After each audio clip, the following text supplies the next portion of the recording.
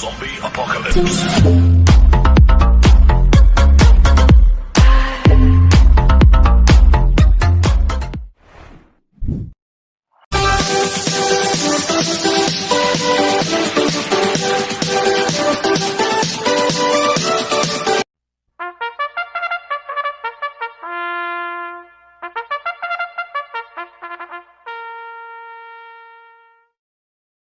Magandang araw po mga bayang karalista. Ngayon po ay araw ng Sabado, August 24, 2024, karera po ng Metoturf, Malbar, Batangas. Meron po tayong 7 karera sa araw na ito. Nandito lang po yung lingkod, Drunken Master Wangbu aka Eloto Budoy para magbigay ng giya at analysis sa inyo mga bayang karalista. Mga bayang karalista, start po ng karera natin ay 3 p.m. At bago po akong magsimula magbigay ng giya at analysis, huwag pong kalimutan subscribe, like, and share YouTube channel ko po. At syempre, huwag din mo kalimutan i-click yung notification bell ko para updated po kayo sa mga bagong video ko. Kaya mag-start na po ako sa pagbibigay ng giya at analysis. Race 1, winner take all, covers races 1 to 7. May 5 kabayong tatakbo, 3-year-old and above maiden race sa distance 1,400 meters. First choice ko po dito, numero 1, Bagsikat din, na sasama ni AM Tansyoko. Last run po na ito noong August 18. Tarsero po siya kala Perfect Shot, Cowboy Silver. Kaya malaki po panalo sa akin ito, kaya siya po first choice ko. Second choice ko po, numero 4, Lady Luis, na sasakyan po ni Opie Cortez. Last run po na ito, July 7, segundo po siya kay Madam Ruby. Kaya may panalo rin sa akin to, kaya siya po second choice ko. Kaya ang first choice ko po, numero 1, Bagsikat din. Second choice, numero 4, Lady Luis. Sa race 2 po tayo, fixed 6 covers 6 2 to 7. May 5 kabayong tatakbo, rating based system class 5-5 placer. Distance 1,400 meters. Dito sa race 2, tingin ko anybody's race po to. Tingin ko may panalo lahat to itong 5 maglalaban-laban sa race 2.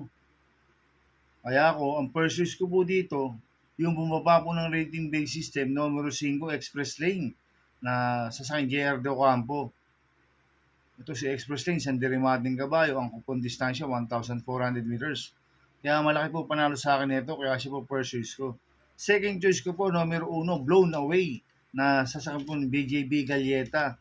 Last run po nito noong August 17, segundo po siya kay Double Strike. Medyo hindi lang po magandang alis nito last run, si Blown Away.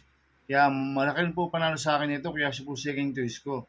Kaya ang first choice ko po, numero 5, Express Lane. Second choice, numero 1, Blown Away. Sa race 3 po tayo, pick 5, cover races 3 to 7. May 6 na kabayong tatakbo, rating based system class 5, 6 to 10 split, distance 1,400 meters. Another anybody's race po to, itong race 3 na to. Tingin ko lahat to may panalo. Kaya ako, ang first choice ko po dito, numero 2, Malibu Bell, na sasapon si CB Garganta. Itong si Malibu Bell, tingin ko solo aire po to. Wala po ako nakikitang mabilis na pwedeng humabol sa kanya. Kaya pag napabayaan nila sa harapan to, pwedeng makatapos ang karera to. Kaya malaki po panalo sa akin ito. Kaya siya po first choice ko. Second choice ko po, numero 1, Electrify, na sasakyan po ni J.A. Paruginog. Ito si Electrify, last run po na ito noong August 18. Tarsero po siya kala Aphrodite Aliana. Cambio nito, bigay pa po kay J.A. Paruginog. Lasan, J.B. Hernandez po ang sakay nito. Medyo napadiyado sa inete. Kaya sa akin, malaking po panalo sa akin ito, kaya siya po second choice ko. Kaya ang first choice ko po, numero 2, Malibu Bell. Second choice, numero 1, Electrify. Sa race 4 po tayo, pick 4, cover race 4 to 7. May 6 na kabayong tatakbo, rating based in class 5, 6 to 10 split, sa distance 1,400 meters. First choice ko po dito, numero 1, Crown Jewel, na sasakyan po ni apprentice jockey A.R. Ramos. Last run po na ito noong July 27, segundo po siya kay Lucky Nono, si Crown Jewel. Kaya malaki po panalo sa akin ito, kaya siya po first choice ko. Second choice ko po, numero 5, Yaba Dabadur, na sasakyan po ni AM Tansyoko. Ito nag-barrel trial po siya ng August 4, pang-4 kila si Rice. Mababa rin po sa laban to si Yaba Dabadur, kaya malaki rin po panalo sa akin ito, kaya siya po second choice ko. Kaya ang first choice ko po, numero 1, Crown Jewel. Second choice numero 5, Yabadabadur. Sa race 5 po tayo. May 10 kabayong tatakbo. Rating based system class 5, 11 to 15 split. Distance 1,400 meters. First choice ko po dito yung bumaba po ng rating based system.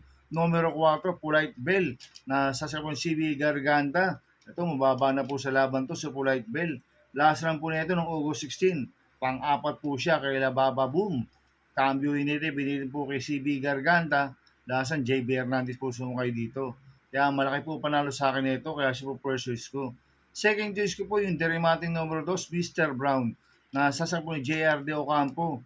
Last run po na ito noong August 18. Panglima po siya kay Waray na Mayda pa, si Mr. Brown. Kaya may panalo sa akin to, kaya siya po second choice ko. Kaya ang first choice ko po, numero 4, Polite Bell. Second choice, numero 2, Mr. Brown. Sa race 6 po tayo sa penultimate race. May 11 kabayong tatakbo, rating based system class 5, 6 to 10 split. Distance 1,400 meters. First choice ko po dito, Copolente numero 3, Iris, na sasakyan Lester De Jesus. 3A, Modern Stroke, na sasakyan ni Kem Malapira. Itong si Iris, mababa na po sa laban to. At ito naman 3A, si Modern Stroke. Last run po na ito noong August 16. Tarsero kila Bali Bell. Kaya itong Copolente numero 3 na to, parehas po malaki panalo sa akin ito. Kaya sila po first choice ko.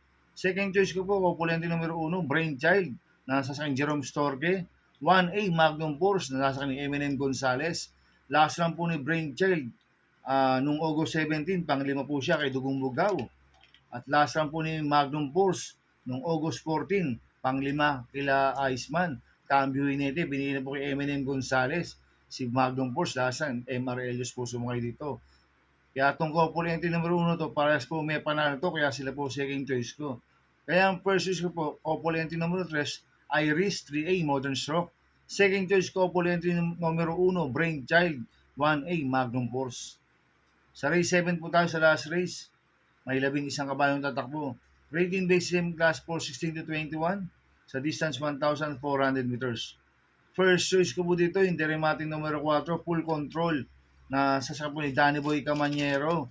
Itong si Full Control, lumabas lang po ng maganda to. Malaki po panalo sa akin ito. Last run po na ito noong August 18. Tarsero ko lang Elegant Lady, Karing Melody. Kaya siya po ang first choice ko. Second choice ko po, numero 7, Mike Jopay, na sasakyan JB Hernandez. Last run po na ito noong August 18. Pang-apat po siya kala Elegant Lady, Karing Melody. Magkalaban po sila ni Full Control. At cambio inete, binigyan po kay JB Hernandez. Last run, Charles Reyes po sumukay dito. Kaya malaki rin po panalo sa akin ito, kaya siya po second choice ko. At lalagay ko pong third choice na pandiado, number 10, Mang Nano, na sasakyan ni RC Suson. Itong si Mang Nano, cambio inete, binigay po kay RC Suson.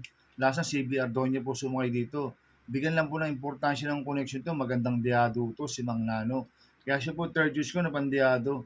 Kaya ang first choice po, numero 4, Full Control. Second choice, numero 7, Mike Jopay. Third choice sa pandiado, numero 10, Mang Nano. Good luck in happy racing mga bayang karisa. Inuulit ko ito, gabay ko lang at analysis ko. Pero pagdating sa tayan, kayo pa din masusunod. Sana iswertihin tayo at magsitama. Kaya good luck po sa ating lahat mga bayang karisa. Mga bayang karisa, shoutout muna ako. Happy racing po sa mga bagong subscriber ko at sa mga walang sawang sumusubaybay sa YouTube channel ko. Maraming salamat po. At shoutout sa mga taga Pingping Boys at sa mga taga Barkadan OTV, shoutout po. Kaya mga bayang karisa, please subscribe my YouTube channel at Tubudoy 2.0 at sana'y lagi pong panoorin ads ko, huwag niyo pong skip. Kaya maraming salamat po sa inyo and God bless.